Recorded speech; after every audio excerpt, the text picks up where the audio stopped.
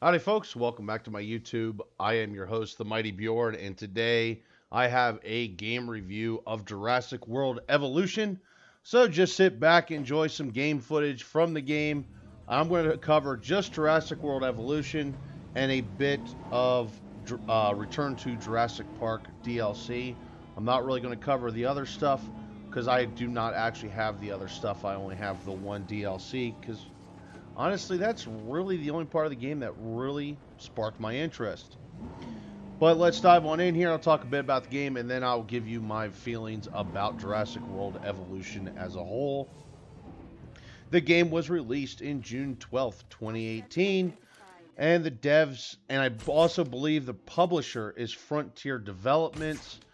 They've done some other simulator games. Actually, I've been seeing one recently for a park. It's either Park Simulator or Zoo Simulator. A little foggy on the title, but I've been seeing a lot of information about that recently. This game has been released on PlayStation 4, Xbox One, and obviously Windows PC. This is the Windows PC version of Jurassic World Evolution that you were watching.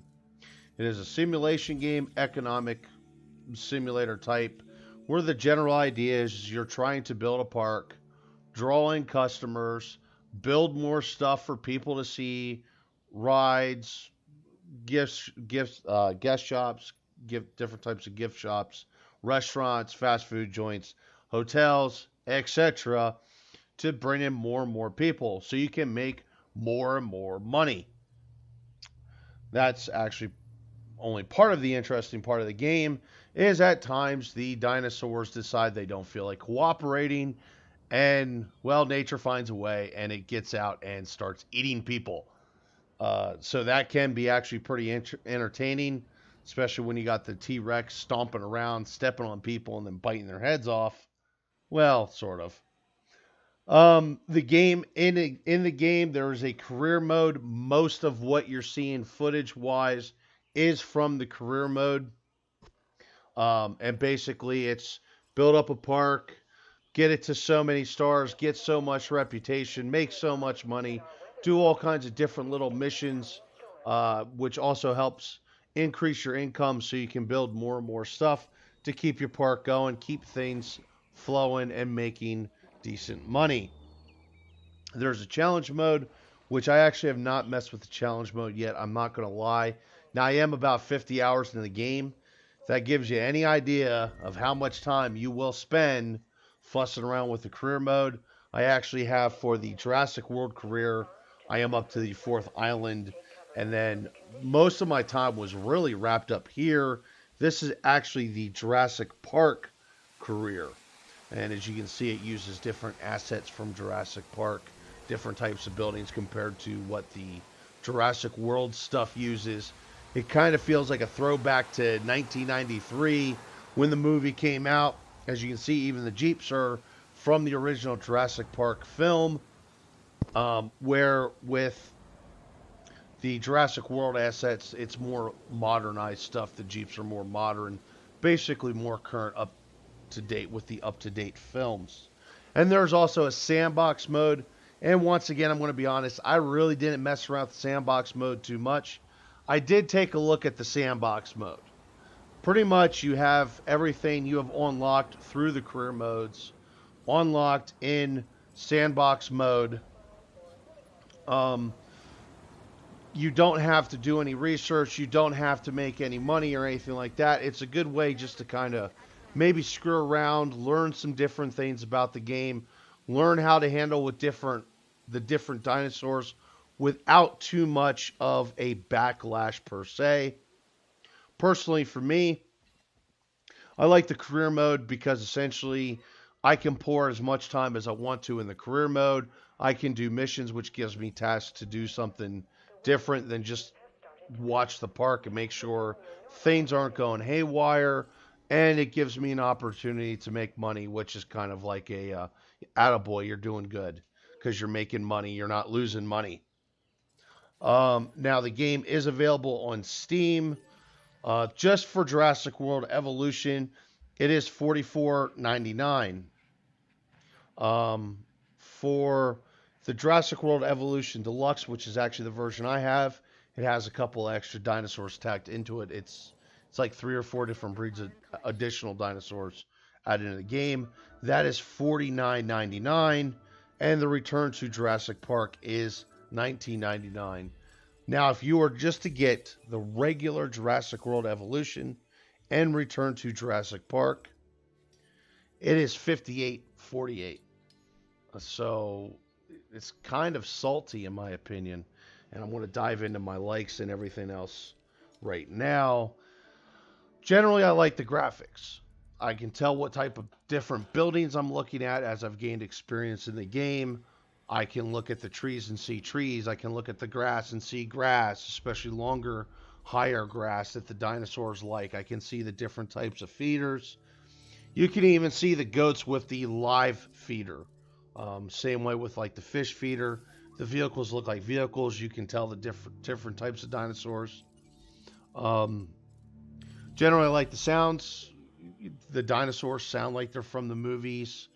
You can tell when it's windy, when it's raining, when you're getting just like a basic rainstorm versus like a hurricane or a tropical storm, things of that nature. Um, the Jeeps sound like Jeeps, and actually the Jurassic Park Jeeps and the Jurassic World Jeeps sound like two different vehicles, even though they're both Jeeps. It's because one has an electric motor and the other one is actually the old-fashioned gasoline motors. And pardon me, it's not electric motor. I believe the Jurassic World Jeeps is a hybrid, gas-electric hybrid engine. But I'm not an expert on Jurassic World. I like the fact that it actually does have weather effects, even though the weather effects can be a major thorn in your side, especially because when you get the more powerful hurricanes and tropical storms, it can do damage to your buildings. It can get the dinosaurs riled up, making the dinosaurs wanting to smash down the fences, things of that nature. So you got to make sure you have bunkers built for your visitors, and you get them in the bunkers when you're getting a major nasty storm. The general feel of the game, I do like the general feel of the game. I feel like I'm actually taking time, ordering crews out there to dig up fossils to bring back that we're extracting the DNA. I have crews extracting the DNA, that I'm actually breeding living, breathing dinosaurs per se. Of course, in a simulator sense, not in actual real world sense, because, man, I still don't think it's a good idea to resurrect the mighty T-Rex. The music, I like the music actually, even though it's kind of corny, but it's the Jurassic World and Jurassic, Park type music. It feels like it belongs, that it's actually part of. It makes the game feel more immersive, is what I'm trying to get at. The voice actors, and I kind of went crap on this. A lot of the voice actors that were in one of the voice actors that was in, or sorry, one of the actors, God, I can't remember his name off the top of my head. He returned. He was also in the Jurassic Park films. He had returned to do some voice lines for Jurassic World and both the Jurassic Park DLC. And then some of the characters from the Jurassic Park films had returned to do the Return to Jurassic Park to do voice lines for that as well. There's lots of dinosaurs. I don't even have all the DLCs, and I feel like there's just a ton of dinosaurs to work with for breeding purposes and things of that nature. So there's a lot of different species, and honestly, I haven't even taken time to breed everything that's even in the game yet. So that just covers that there's just a ton of dinosaurs, and there's a lot of DLCs that adds even more dinosaurs to the game. The game, generally speaking, is easy to understand and easy to pick up. You get a flow of what you're doing, what you need to do, what you need to build, how to build, things of that nature, how to handle dinosaur diseases, how to handle feeding, how to do the photography. There's all kinds of different things that you need to do throughout the game. And I felt it was all really quick and easy to learn. And essentially the game is just easy use mouse and keyboard. I also like that you could also take control of the Jeeps and the helicopters in the game. Now you can't take control of the transport helicopters, which removes the dinosaurs, removes the dead dinosaurs, or it can transport around dinosaurs to where you want them once they've been tranquilized. But the Ranger helicopters and the Ranger Jeeps you can take control of, and you can fly them around, drive them around, etc., etc. I do actually like that. The other thing I do like, and this is more leans towards the Jurassic World aspects over Jurassic Park, is you can actually modify the genomes of the dinosaurs so you can actually do things such as change their colors. You can make them more resilient to different diseases. You can increase their defense. You can increase their attack stats, things of that nature by modifying and doing different types of gene splicing. Now, the parts I found neutral, that was kind of a nuisance, but I didn't feel was absolutely negative. Um, the micromanaging in this game, and the thing is with a game like this, you typically have micromanaging, and you just learn to deal with it.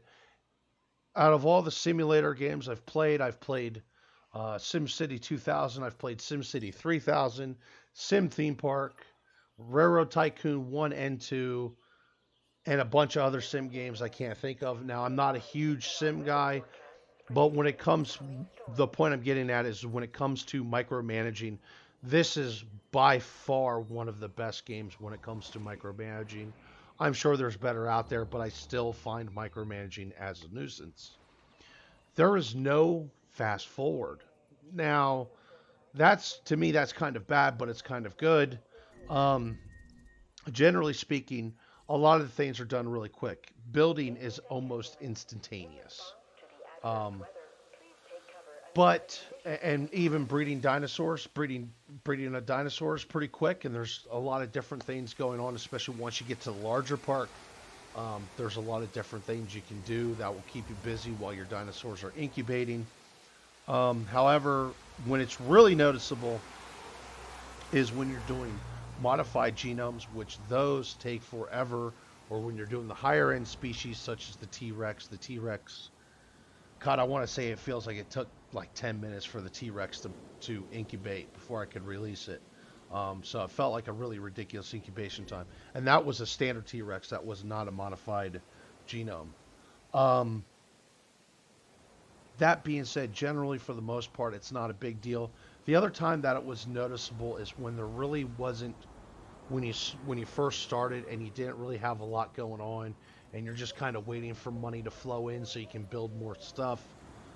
That was kind of a nuisance. Now these are the negatives. These are the parts I feel that are a complete downfall to the game. The first one is there's a save glitch. It's an auto save glitch I've noticed. Every once in a while, I will get a message when the game goes to auto save. I'll get a message saying that the save had failed. Um, I would think with the game being out almost 2 years now, that something like that would have been fixed. And now, generally, that is not a big deal because you can manual save anytime you want to. So it's not a big deal, but it's definitely one of those things. It's like that's not really all that good to have, especially 2 years later. Building can be difficult, and this is another one of those. It's typical for simulator games. Um, Sometimes it edges off areas where it looks like you can build, but it's not letting you build there. The terrain tools can be really crap at times. Generally, I didn't do a whole lot of terrain modifying when it came to the level of terrain, raising or lowering or even leveling land out. But there was times I had to, and those tools I found to be an absolute nuisance. Grinding to unlock dinosaurs. It is really grindy to unlock dinosaurs. As you can see here right now, I'm actually sending out dig teams to dig up fossils. And it takes a lot of fossils to get a genome to 100%. A lot of fossils. It's not so bad getting them to 50, but once you get past the 50% mark, it takes a long time and it takes a lot. And you will spend hours in your parks, And pretty much the whole time you're in your park, every time you can send out teams to go dig up fossils, have them come back, and I guarantee you'll probably most likely leave your park 5, 6, 7 hours later, still not having everything collected at 100%. So it is a really grindy process to uh, get the genomes unlocked and get them to 100%. Um, the one thing I didn't really like is there are some tight park builds. I noticed this mostly with the campaign mode, um, and it's not really fun having the tight park builds. To me, it's not fun.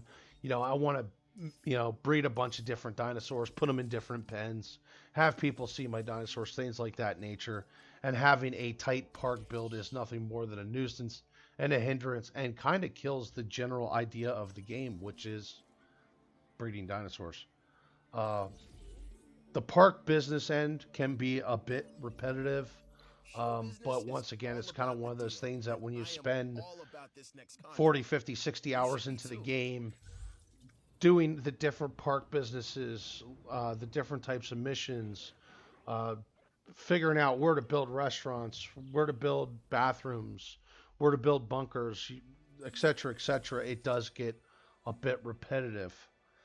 Uh, Missions. Now, this one I didn't get because, okay, so there's a security, there's like a security chief, chief scientist, and your head of entertainment, and you get missions from them. And this is the part I don't understand. They work for you. Trying to set a baseline here. Say my head of entertainment comes to me with a mission. I accept the mission and I do that mission.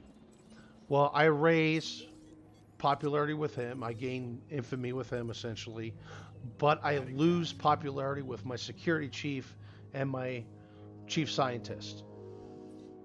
Please tell me how that works, because that is like the dumbest thing I've ever heard. Honestly, I just want to cuss and swear up a storm about how stupid I feel that really is, and I don't understand it.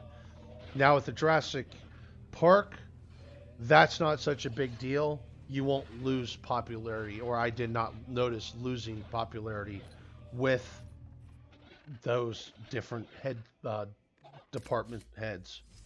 Um, the AI can really suck at times, especially when it comes to the park visitors and when you're sending your rangers out to do different things, such as tranquilizing the dinosaurs. Uh, Sometimes the rangers would get stuck on something and could not figure out how to get out or get free of it. Um, so the AI can be total and utter crap. But anyway, folks, my opinion about Jurassic World Evolution, is it worth it? Well, like I said, just to get Jurassic World Evolution and Return to Jurassic Park, it is almost $60. I mean, it's $45 just to get Jurassic World Evolution. Personally, while I had a lot of fun with this game, I would not recommend anyone paying full price for this game. If anything, either go to like Green Man Gaming or what's the other, G2A, where you can buy codes for pretty cheap, or wait for this game to be on sale on Steam, and it's actually on sale quite often. But anyway, folks, I'm going to wrap the video up at that. Hopefully you enjoyed hearing my opinion about Jurassic World Evolution. Generally, I feel it's not a bad game, but I don't feel it's worth the current price tag that they are asking for. Anyway, folks, thank you again for watching, and don't forget to hit the like button. And if you enjoyed the video and things like that, have yourself a wonderful week.